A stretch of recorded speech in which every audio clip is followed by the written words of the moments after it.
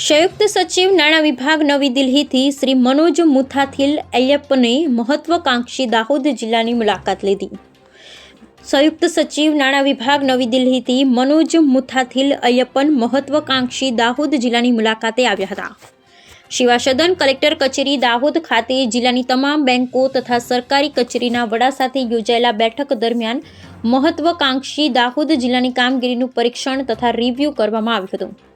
સરકારશ્રીની વિવિધ પ્રકારના ધિરાણ યોજનાઓનો લાભ લાભાર્થીઓને સમયસર આપવા માટે અનુરોધ કર્યો હતો।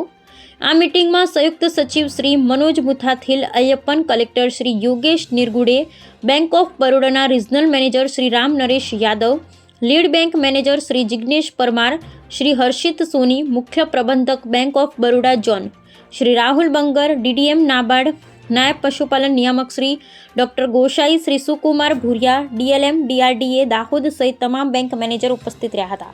સંયુક્ત સચિવ શ્રી મનોજ મુથાથિલ અય્યપ્પને ગરબાડા તાલુકાની મુલાકાત લીધી તથા મોટી સંખ્યામાં સખી મંડળની બહેનો અને ગ્રામજનોને સંબોધી નાણાકીય સાક્ષરતાનો સંદેશ આપ્યો। Bureau report Chandubhai Mohaniya, Dhanpur, Dahod.